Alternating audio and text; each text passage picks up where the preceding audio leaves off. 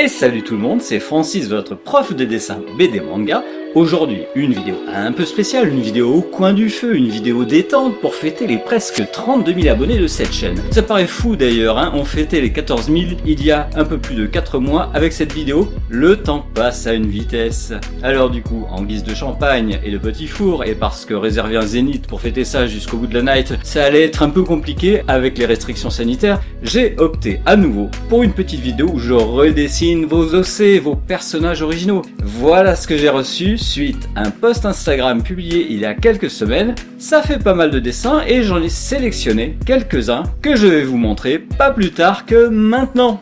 On commence par Vitelotte qui me félicite pour mes 30 000 abonnés, merci Vitelotte, et qui a dessiné tous ces personnages sympas. Il y a l'embarras du choix, par exemple ces 3 OC qui ont l'air de bien s'entendre et qui sont d'après Vitelotte les héros de son futur manga. Mais comme je n'ai pas demandé de détails sur l'histoire de ce manga, je me suis dit que j'allais plutôt redessiner ce personnage-ci qui est, comme les autres, plutôt bien dessiné. Et c'est le cas de la plupart des dessins envoyés, ils sont très bien faits, ce qui du coup va me forcer à essayer de faire encore mieux, je ne sais pas si ça sera le cas, et je vous laisserai juge de ça. En tout cas, comme ici, je vais essayer de faire un peu différent, classiquement différent je dirais, en créant une posture de côté, une posture dite de 3/4. Je décide de la faire un peu timide, le visage penché, et en même temps un peu dure, presque dangereuse ou méfiante, comme si ses yeux, très nombreux, avaient fait d'elle une personne discrète, mais du coup méfiante, par exemple dans un monde où tout le monde aurait 2 yeux comme vous et moi. Pour renforcer le côté un peu tragique de tout ça, je tente un léger contre-jour sur la joue et le visage, et puis je me fais plaisir sur les hachures au liner noir,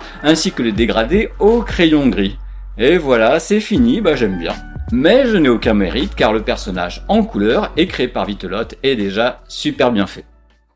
On reste sur du girl power avec ce trio de filles créé par Calixte. À partir de la gauche, vous avez une fille à moitié louve qui est toujours de bonne humeur. Au milieu, une humaine, normale, qui adore dessiner et lire, et à droite, une démone, avec des pouvoirs mentaux et un goût prononcé pour les farces. Alors comme précédemment, c'est super bien fait, donc je me dis que je vais juste les rassembler, les coller un peu plus ensemble, donner aussi un côté plus rond, plus cartoon, plus Walt Disney presque. Enfin, vous allez pouvoir en juger après plusieurs étapes de crayonné, voilà, parce que en fait, je me lance très vite dans une version ancrée au liner et stylo. Je repasse sur une feuille blanche, mon crayonné le plus abouti. Non, ce n'est pas la table lumineuse, mais avec une feuille spéciale marqueur, le fameux papier layout, qui a comme nombreuse qualité d'être assez transparent pour permettre de décalquer un crayonné placé juste dessous. Vous le voyez, je garde les grands yeux manga, mais je mets des traits de contour à la fois très fins et à la fois très épais. C'est très typique des BD et cartoons américains,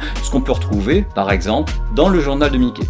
J'utilise même mon ami le stylo correcteur blanc, le Blanco, pour refaire les traits que je ne trouve pas assez élégants. Voilà, là encore, grâce à Calixte, merci à elle, on a un trio de personnages hyper sympathiques et dont on espère pourquoi pas suivre un jour les aventures dans un manga ou à la télé.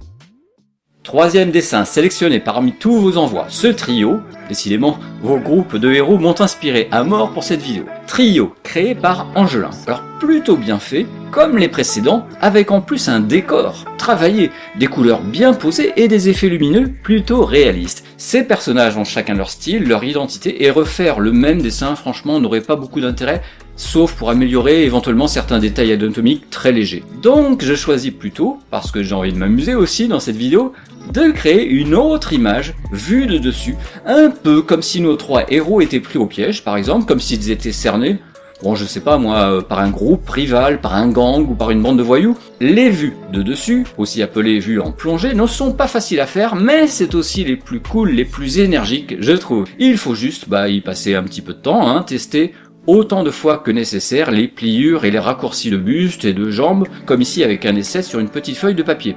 D'ailleurs, je scotche souvent des morceaux de corps différents sans effacer la première version dessous. Alors parfois, ça aide à décider, à comparer 2 positions de pieds, de bras et de mains, pourquoi pas.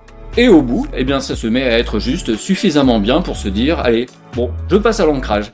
Cette fois-ci, j'ai scanné mon crayonné et c'est sur une version en bleu, imprimée en bleu sur un papier épais, que je vais ancrer. Pas besoin de décalquer ici, pas besoin de table lumineuse. j'encre comme je dessine, car mon brouillon, finalement, vous avez vu, il est très brouillon, et la plupart des détails, eh bien, c'est à l'ancrage que je vais les mettre. La plupart des auteurs de BD modernes, comme les mangaka, font ça, un crayonné brut et imprécis, et un dessin détaillé directement à l'encre. Alors c'est difficile quand on est débutant, mais pour faire une BD entière pour un éditeur par exemple, ça permet quand même de gagner beaucoup de temps, d'aller beaucoup plus vite. Et puis si l'ancrage, ça consistait juste à repasser sur des traits déjà faits, ça pourrait être ennuyant. Enfin moi ça m'ennuierait. Donc voilà, j'ai fini un groupe d'OC, non pas refait, mais plutôt plongé dans une aventure, un danger, et j'aime bien. La suite maintenant, vite, un OC d'Isaac, esquissé d'après lui sur papier avant d'être photographié et retravaillé sur son téléphone. Là encore, franchement c'est beau comme ça, les mains, qu'elles soient créées par lui ou prises sur un modèle, sont bien travaillées et c'est obligatoire sur un dessin comme ça de faire de belles mains, en plus du personnage qui est cool. Là encore je ne refais pas, je décide de créer une nouvelle posture, plus en puissance. Et pour ça je fais la totale, personnage tourné de côté, vu un peu par dessous pour lui donner un côté impressionnant, un côté puissant.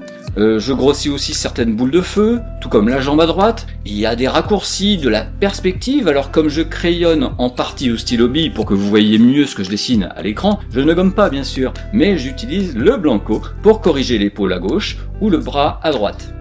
Allez, c'est parti pour un ancrage comme tout à l'heure par décalcage sur papier layout. Oui, j'ai un peu la flemme de scanner et d'imprimer en bleu pour ces dessins-ci. On verra si c'est un bon choix très vite. Je n'hésite pas à refaire un petit crayonné pour les mains afin de ne pas les foirer, de ne pas trop les foirer en tout cas. Et pour le reste, eh bien je fais un trait simple avec peu d'épaisseur. Mais déjà, juste comme ça, avec les rayures, les traits d'énergie à la place du décor, ça le fait grave. Dites-moi en commentaire ce que vous en pensez, dites-moi si là, juste en noir et blanc, si ce dessin et ces personnages sont cool. En attendant, voilà un nouveau dessin, un OC de Marjorie. Son personnage est un garçon de 16 ans qui peut, on le voit, se transformer en dragon et qui en plus a le pouvoir de contrôler le temps, ce qui se voit moins. Mais surtout, c'est un personnage qui aime s'amuser. Et comme moi aussi j'aime m'amuser, je le refais genre comme j'aime avec des effets de raccourcis, de bras en avant, tout ça. Et en le faisant, je me rends compte qu'il a l'air plus jeune sur mon dessin, il ne fait plus vraiment 16 ans, donc désolé Marjorie, ça m'est venu comme ça, et ça ne veut pas dire que tu dois rajeunir toi aussi ton personnage, il est très bien tel que tu l'as créé. Juste, moi, je me le réapproprie en lui donnant un air joyeux, très joyeux même. J'encre directement sur mon crayon gris. Oui, je sais, je change de technique d'ancrage à chaque fois, mais je m'en fous, c'est ma vidéo. Je fais comme ça me vient. Cette fois-ci, il faudra que je gomme, voilà. Mais comme je n'ai pas appuyé comme un bourrin sur mon crayon, ça se gomme hyper facilement, hyper proprement. Et après avoir mis du noir, ici ou là, eh bien je suis plutôt content du résultat. En tout cas, bravo Marjorie pour avoir inventé ce très chouette personnage. On continue avec un autre personnage cool, et même plus que ça, un personnage de fille pirate, ce qui nous promet de belles aventures, de beaux combats peut-être dans un univers qui pourrait être celui de One Piece par exemple. Notez le style, le design de l'épée créée par Aoshi-san, et je pars, sans attendre, sur un dessin qui ne la montrerait pas en train de combattre, non, mais plutôt juste après le combat, genre elle est assise sur un ponton de bateau, son épée, la fameuse épée à la main, genre elle vient de servir, et avec, pourquoi pas, ses ennemis évanouis ou morts à ses pieds. D'ailleurs je lui fais un regard baissé, vous voyez, idem, ancrage direct par-dessus le crayonné. C'est une posture iconique. Alors c'est-à-dire que c'est une posture classique, probablement déjà utilisée dans plein de BD. Je ne serais pas étonné d'ailleurs qu'il existe un dessin comme ça avec Luffy. Mais bon, là encore, j'aime bien ce type de posture, il y a des raccourcis de jambes, des plis de vêtements, un côté un peu mystérieux et en même temps plein d'énergie. Voilà, je fais un peu vite à gueule de ses ennemis vaincus à ses pieds, en m'inspirant vaguement de costumes de l'époque. Pareil pour le bateau, je fais juste quelques effets de bois pour le décor. Ça mériterait bien sûr que je regarde précisément quelle forme avait un vrai bateau pirate, mais là, franchement, ça passe comme ça. Allez, quelques nuages, et ça sera pas mal. Voilà, nickel. Eh bien écoutez, ce sera tout pour cette fois, on se retrouve, je ne sais pas moi, on va dire pour les 100 000 abonnés, quoique ça fait peut-être un petit peu loin, on va dire plutôt pour les 60 000, pour une nouvelle vidéo. Je refais vos OC, donc vous savez ce qu'il vous reste à faire pour qu'on arrive très vite aux 60 000, partagez en masse la vidéo, parlez-en autour de vous. Plus on sera nombreux sur cette chaîne, plus je pourrai vous proposer de vidéos de qualité qui vous aideront à progresser comme des dingues en dessin. Vous n'avez qu'à voir les OC présents dans cette vidéo, il y a déjà du lourd, alors imaginez ce que ça donnerait avec encore plus de vidéos, encore plus de super tutos. J'ai hâte de voir ce que vous en pensez par vos likes et vos nombreux commentaires. Je rappelle que vous pouvez m'aider, me soutenir aussi en cliquant sur le bouton rejoindre à côté du bouton s'abonner, ce qui vous donnera droit à des avant-premières, des vidéos inédites, etc. Sur ce, je vous laisse, alors on se retrouve très vite et en pleine forme j'espère sur la chaîne Je Progresse en Dessin. Prenez soin de vous, ciao.